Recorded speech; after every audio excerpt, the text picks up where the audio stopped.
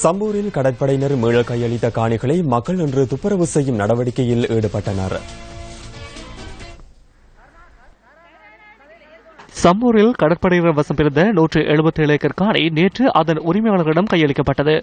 2006ஆம் ஆண்டில் நிலவிய யுத்தம் காரணமாக சம்பூரிலிருந்து மக்கள் இடம்பெயர்ந்த நிலையில் சுமார் 10 ஆண்டுகளின் பின்னர் அந்த காணிகள் மீண்டும் உரிமையாளர்களிடம் கையளிக்கப்பட்டுள்ளமை குறிப்பிடத்தக்கது.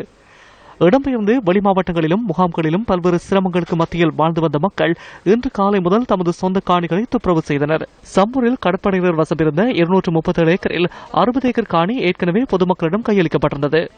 தொடர்ந்தும் கடற்படையினர் நிலை கொண்ட காணிகளை விடுவிக்குமாறு கோரி பல்வேறு சந்தர்ப்பங்களில் மக்கள் போராட்டங்களையும் நடத்தியிருந்தனர். நாங்கள் இப்போது எங்களோட காணிகளை துப்புரவு செய்து கொண்டிருக்கின்றோம். இதை எங்களுக்கு வெளியுலகுக்கு எடுத்துச் சென்ற எங்கள் சக்தி நிறுவனத்திற்கும் எங்கள் மனமார்ந்த நன்றியை தெரிவித்துக் கொள்கின்றோம். அத்தோடு இந்த காணி காலமும் விடுபடமைக்குரிய காரணத்தை அறிந்தும் எங்களுடைய மேன்மை தங்கிய ஜனாதிபதி மைத்ரிபால சிறிசேனா அவர்களுக்கும் எங்களுடைய மக்கள் சார்பில் நாங்கள் நன்றியை தெரிவித்துக் கொள்கின்றோம். நன்றி.